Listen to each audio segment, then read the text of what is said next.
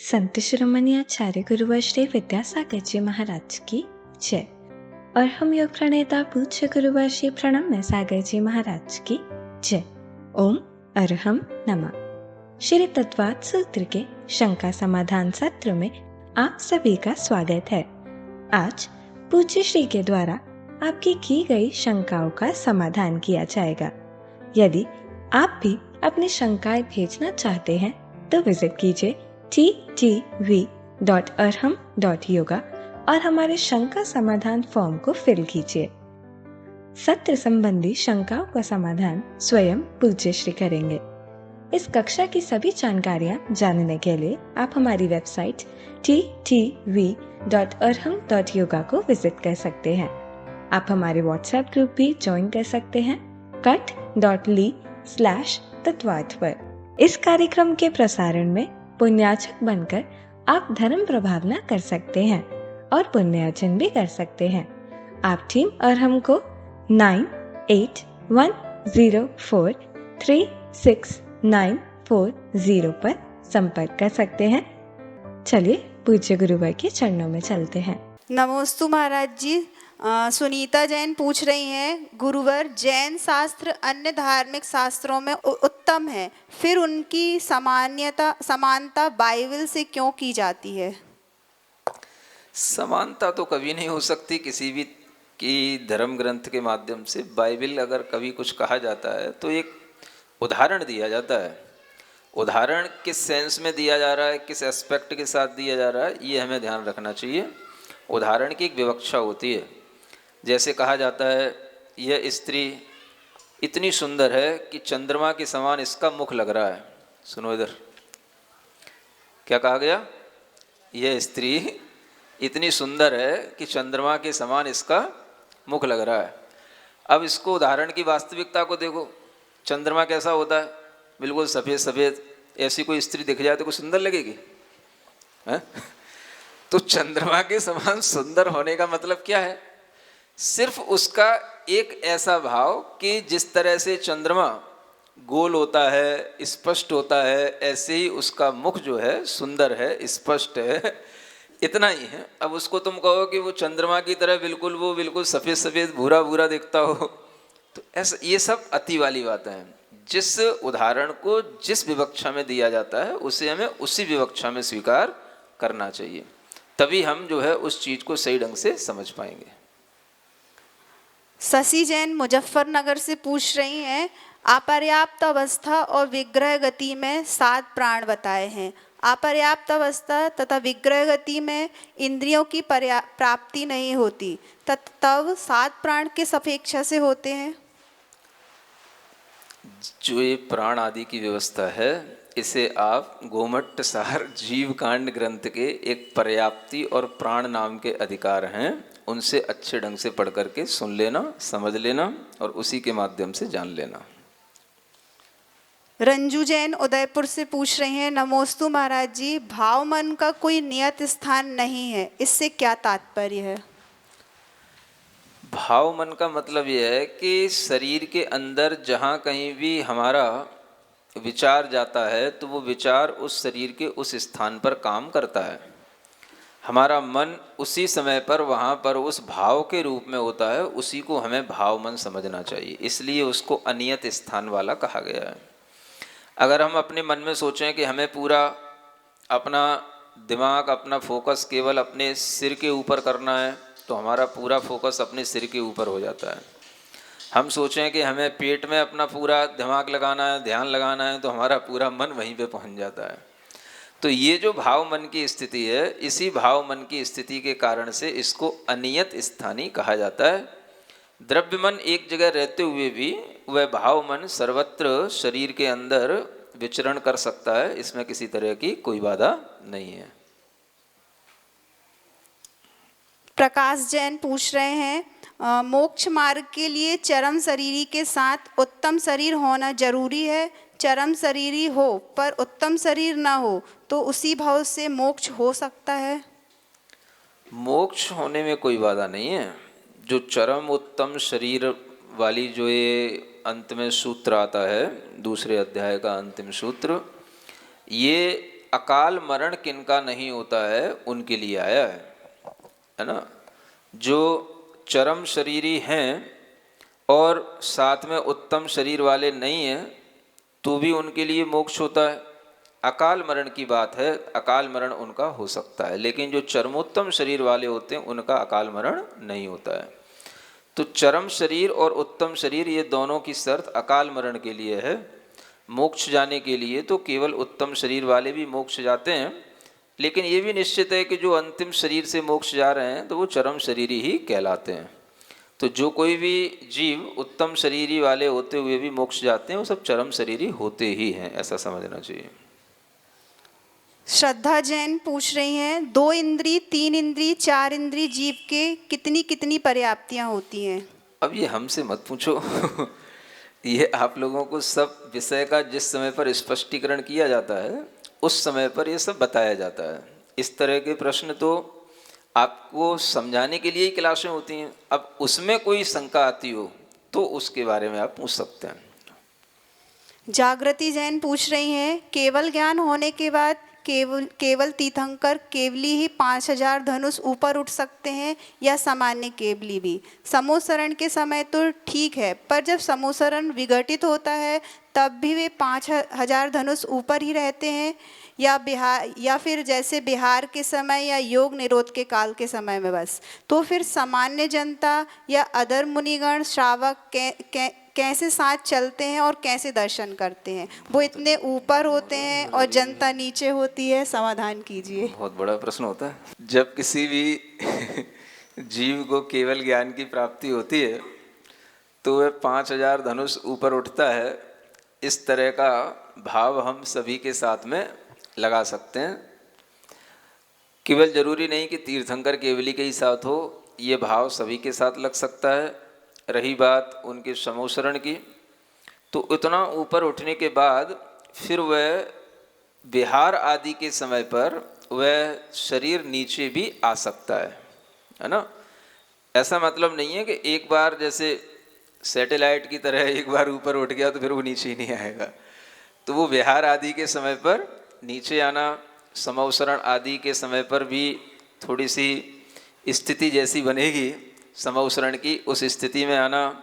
और जब योग निरोध का काल होता है, मोक्ष आदि जाते हैं, तो जिस स्थान से मोक्ष जाना होता है उस स्थान पर भी आकर के वो बैठते हैं, रुकते हैं। तो 5000 धनुष ऊपर नहीं रहते हैं, वो उसी चोटी से 4 अंगुल ऊपर रहेंगे।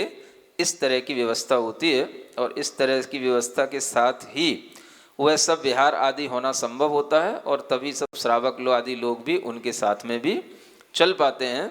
जहाँ तक श्रावक लोगों के चलने की व्यवस्था की बात है, वो अगर आकाश में भी चलेंगे तो श्रावक लोगों की व्यवस्था आकाश में चलने के लिए भी हो जाएगी, क्योंकि इंद्रदेव उनके साथ में होते हैं। विक्रिया शक्ति के माध्यम से वो आपको आकाश में भी विचरण करा सकते हैं। आपका मन होगा तो आप उनके साथ में जहाँ तक जाना चाहें वहाँ तक जा सकते हैं। फिर ये मत कहना कि हमें यहाँ से ला करके यहाँ छोड़ दिया, वहाँ पे कैसे जाऊँ वापस वो आपकी व्यवस्था है। ऊषा जैन सिकोहावाद से कह रही हैं, नमोस्तु गुरुवर, पर्याप्तियों के योग्य पुद्गल वर्गणाओं का ग्रहण गर्भ के समय से ही होता है या जन्म के समय से? समाधान कीजिए। आपको अब तक इतना समझ में आ जाना चाहिए कि पर्याप्तियाँ कहाँ बनती हैं, जन्म के समय नहीं बनती हैं। जन्म के समय बनेगी तो 9 महीने तक क्या होगा। तो पर्याप्तियाँ तो गर्भ के समय पर ही बन जाती हैं। जिस समय पर गर्भ धारण किया जाता है, जिस समय पर वह जीव आता है, वह जीव की उत्पत्ति उस गर्भ में होती है, उसी समय पर वह पर्याप्तियाँ बनती हैं। उसके बाद वह पर्याप्तियों के माध्यम से ही अपना जीवन 9 महीने तक जीता है, फिर उसके बाद में उसका जन्म होता है। श्रीमती सुनीता जी पूछ रही हैं, नमोस्तु गुरुवर, मनुष्य भाव को सुधारने के लिए हमें क्या करना चाहिए? मनुष्य भाव क्या सुधरेगा? वो तो जैसा अपने को पूर्व जन्म के कर्म के फल से मिला है वैसे ही मिलेगा। अब क्या कोई प्लास्टर सर्जरी तो होगी नहीं उसकी तो सुधरने का मतलब क्या? मनुष्य भाव में वो तो जो मिल गया, अब उसमें क्या सुधारना है? अब कोई भी हम तरह का कोई ऊपर से कुछ भी सर्जरी करके क्या तो सुधार नहीं सकते हैं। सुधारा जा सकता है तो अपने भीतर के भाव सुधारे जा सकते हैं, है ना।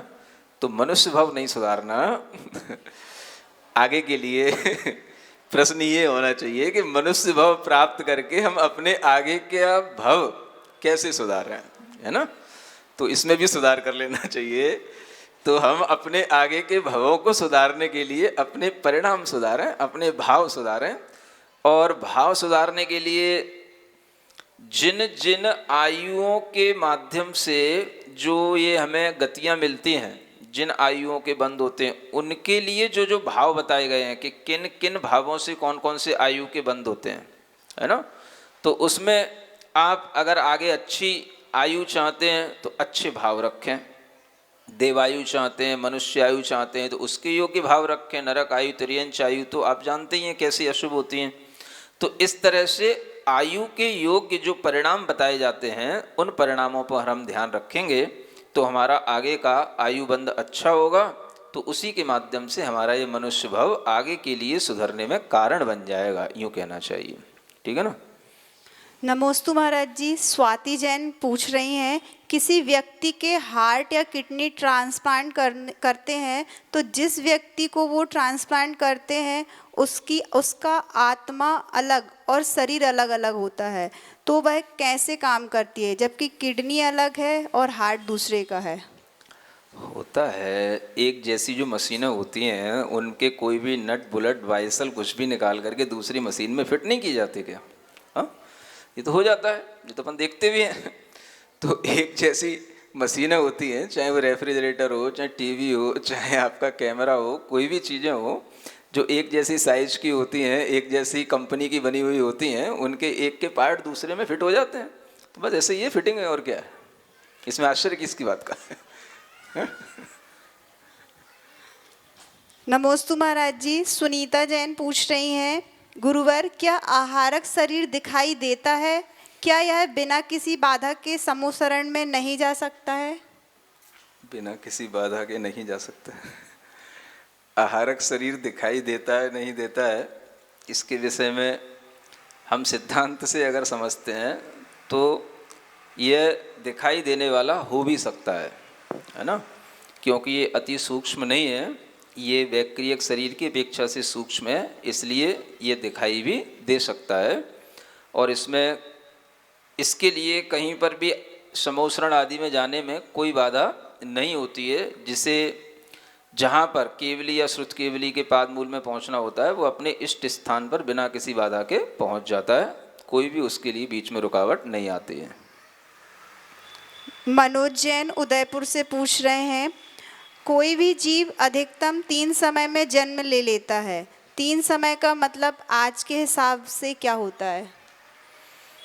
अब ये तो आज का हिसाब और कल का हिसाब कुछ नहीं होता है। जो हिसाब होता है वो यहाँ पर जैन धर्म में एक समान चलता है, हमेशा एक जैसा हिसाब चलता है।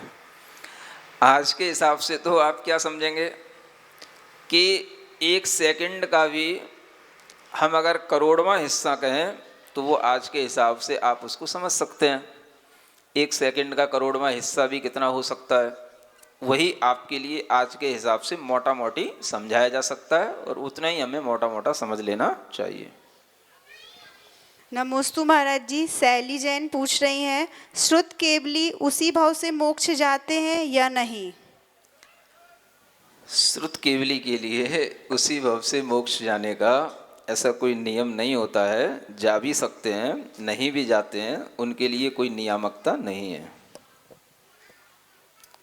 सरोज जैन जबलपुर से पूछ रही हैं, सम्यक दर्शन में जागृत शब्द का क्या अर्थ होता है?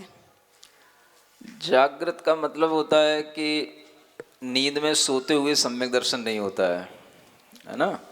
जब आप जाग रहे होंगे, जागृत होंगे, ऊँग नहीं रहे होंगे, क्या बोलते हो, हाँ, झूम नहीं रहे होंगे, नींद में नहीं होंगे, गाफिल नहीं होंगे, तब वो जो अवस्था होती है वो जागृत अवस्था होती है। जब आप सतर्क होते हैं, उसी जागृत अवस्था में ही सम्यक दर्शन की संभावनाएं बनती हैं, योग्यता बनती है। गायत्री जैन कटनी से पूछ रही हैं, नमोस्तु महाराज जी, वर्तमान में जो धर्म का स्वरूप है वह सही है या गलत? लोग दिखावा बहुत करते हैं, कहाँ तक उचित है? देखो दुनिया में अगर रहना है तो दुनिया के दिखावे को देख कर के भी हमें भीतर देखने की तरकीब सीखना पड़ेगी। अगर आप दुनिया के दिखावे में आकर के अपने आप को परेशान करेंगे तो आप धर्म से ही हाथ धो बैठेंगे। धर्म पर ही आपको शंका उत्पन्न हो जाएगी तो फिर आपके लिए धर्म कोई काम का नहीं रहेगा। तो धर्म पर शंका ना करें।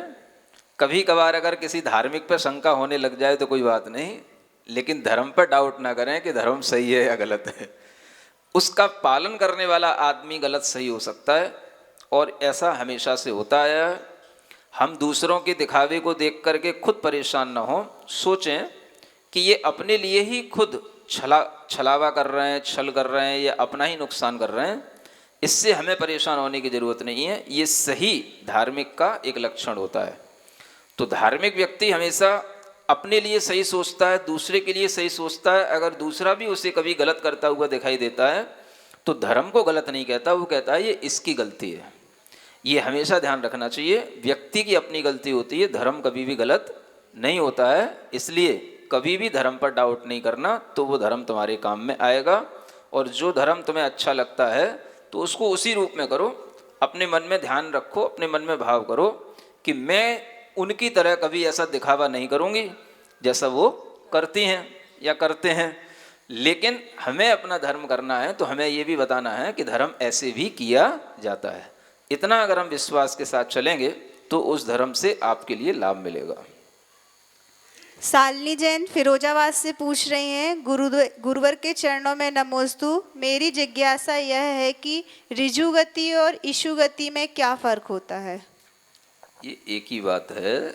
ऋजु गति और विग्रह गति ये दो भेद हो जाते हैं। फिर उसके बाद में ऋजु गति को समझाने के लिए इशु गति कही जाती है और विग्रह गति को समझाने के लिए अन्य और गतियों के नाम दिए जाते हैं। एक ही बात है। ईशा जैन पुणे से पूछ रही हैं, नमोस्तु गुरुवर। चौथे गुण स्थान में छायक सम्यक दर्शन कैसे, नरक गति में छायक सम्यक किसे प्राप्त होता है?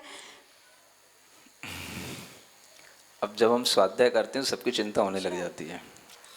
चौथे गुण स्थान में छायक सम्यक दर्शन कैसे का मतलब, छायक सम्यक दर्शन को प्राप्त करने के लिए जिन कर्मों का हमें क्षय करना होता है वह कर्मों का क्षय चौथे गुण स्थान में भी उतनी विशुद्धि और भक्ति के साथ में हो जाता है जिसकी आवश्यकता होती है। और यह व्यवस्था चौथे गुण स्थान वाले जीव के लिए भी उपलब्ध हो जाती है। इसलिए चौथे गुण स्थान में छायक सम्यक दर्शन की प्राप्ति हो जाती है। नरक में छायक सम्यक दृष्टि जीव होते हैं लेकिन वहाँ पर छायक सम्यक दर्शन की प्राप्ति नहीं होती है। ये भी ध्यान रखना चाहिए। जो छायक सम्यक दृष्टि जीव यहाँ से मरण करके वहाँ पहुँचते हैं उनकी अपेक्षा से वो नरक में छायक सम्यक दृष्टि जीव हैं ऐसा कहा जाता है, लेकिन वो वहाँ पर कभी छायक सम्यक दर्शन प्राप्त नहीं करते हैं। ये भी अच्छे ढंग से समझना चाहिए। विभा जैन सूरत से पूछ रही हैं, नमोस्तु गुरुदेव। दर्शनावर्णी कर्म में पांचों निद्रा में सर्वघाती कर्म है, तो हमें नींद आती भी है नहीं भी आती है, तो यह कैसे घटित होगा? नींद आती भी नहीं भी आती मतलब जब नींद आएगी तो वो सर्वघाती कहलाएगी, नहीं आएगी तो नहीं आएगी, नहीं कहलाएगी सर्वघाती। जब आपके लिए निद्रा आती है तभी वो निद्रा सर्वघाती कर्म के रूप में अपना फल देने के लिए होती है। आप देखते हैं कि जब हम नींद में होते हैं तो हम उस समय पर कुछ भी ध्यान नहीं रखते हैं, गाफिल हो जाते हैं, कुछ भी हमें पता नहीं होता है कहाँ पड़े हैं, है ना, क्या कर रहे हैं। ये हमारी नींद जो है इसीलिए सर्वघाती कहलाती है। तो निद्रा कर्म का मंद उदय भीतर से चल भी सकता है, लेकिन जिस निद्रा को यहाँ पर उदय के रूप में सर्वघाती कहा जा रहा है वो उस निद्रा के फल के रूप में, माने जिस समय आपको निद्रा आए उसी समय के लिए वो निद्रा सर्वघाती समझना चाहिए। पूनम जैन दिल्ली से पूछ रही हैं, गुरुवर बारंबार नमोस्तु। गुरुवर मुझे रतनत्रय व्रत के बारे में पूछना है। मैंने रतनत्रय के व्रत 2018 में शुरू किए थे। ये व्रत कितने साल तक के होते हैं, कृपया बताइए। व्रत कितने साल के लिए होते हैं, कौन से महीने में शुरू किए जाते हैं, कितनी पारणाएँ कितनी धारणाएँ होती हैं, फिर व्रत के उद्यापन कैसे किए जाते हैं, इन सब की जानकारी करने के लिए एक व्रत कथा संग्रह नाम का एक ग्रंथ आता है ना। उस व्रत कथा संग्रह ग्रंथ में से ये सब चीज़ें अच्छे ढंग से पढ़ो और उसी के अनुसार करो। इतने तरह के व्रत हैं कि उन सब के लिए अलग अलग बताना, अलग अलग समझाना और अलग अलग समझने के लिए पढ़ना भी हमने कभी ज़रूरत नहीं समझा है। इसलिए आप उन ग्रंथों को पढ़ करके उसकी विधियां निकाल लिया करो, समझ लिया करो। अपन तो काम की चीज़ें पकड़ते हैं, है ना। अब जो हमें काम पड़ेगा, जब हमें रत्नत्रय करना होगा तब हम खोजेंगे। अभी तो हमारा रत्नत्रय जीवन भर चल रहा है, इसलिए हमें अलग से कोई व्रत करने की कोई आवश्यकता नहीं समझ में आ रही है। इसलिए आप लोगों को ये सब जो व्रत वगैरह की जानकारी चाहिए हो तो ये व्रत कथा संग्रह के शायद ये 2-3 वॉल्यूम हैं, उनमें सब कथाएं भी लिखी रहती हैं, विधियां लिखी रहती हैं, उन्हीं से आप पढ़ करके समाधान कर लिया करो। नमोस्तु गुरुवर। वंदना जैन पूछ रही हैं, साधारण वनस्पति एवं सप्रतिष्ठित वनस्पति में क्या अंतर है? पहले भी तो बताया है। साधारण वनस्पति निगोद जीवों के लिए कहा जाता है। सप्रतिष्ठित जो प्रत्येक वनस्पति के साथ में निगोद जीवों से युक्त जो वनस्पति होती है उसे सप्रतिष्ठित प्रत्येक कहते हैं। समता जैन अकोला से पूछ रही हैं, विग्रह गति में जीव अनाहारक रहता है तो कार्मण शरीर में बंध कैसे होता है? अनाहारक रहने का मतलब यह है कि वो अपने शरीर आदि जो 9 कर्म है उनके योग्य वर्गणाओं को वहाँ पर ग्रहण नहीं करता है। इस तरह के बंध के बिना भी कर्म बंध होने में कोई बाधा नहीं है। कर्म बंध तो हमेशा चलता रहता है, ऐसा समझना। नमोस्तु महाराज जी। मंजू जैन जयपुर से पूछ रही हैं, महाराज जी जब आहार लेने गए तब अचानक एकदम से बारिश आ गई तो मुनि जी रास्ते में चलते रहें या नहीं, ये पता नहीं चलता। किसी ने मुझसे पूछा था, इसका जवाब चाहिए। मतलब चलते रहें या नहीं? बारिश हो रही है और चलें कि नहीं? चलें कि नहीं, मुनि महाराज के ऊपर तुम्हें क्यों चिंता पड़ी है? मुनि महाराज के व्रत है, उनकी इच्छा है, आहार करें कि नहीं। अरे तो इसमें कोई तुम्हारा नियम चलेगा? उनकी इच्छा के ऊपर है। उन्हें बरसात में आहार करना है कि नहीं करना, बरसात में किसी के यहाँ जाना है कि नहीं जाना, ये उनके ऊपर है, ये उनका मन है, उनकी इच्छा है। उन्होंने जो मूलाचार में सीखा है उसके अनुसार, उन्हें जो गुरु परंपरा से मिला है उसके अनुसार वो अपनी प्रवृत्ति करेंगे। तो आप लोग हर मुनियों की बातों पर हर जगह मतलब क्वेश्चन मार्क मत किया करो, है ना। हम लोगों को ढंग से जीने दिया करो। हाँ, हर जगह ऑब्जेक्शन करना, हर जगह क्वेश्चन मार्क करना, वो ऐसा करते हैं, ये ऐसा करते हैं, ये इस तरह की जो है ना टेंडेंसी अच्छी नहीं होती है।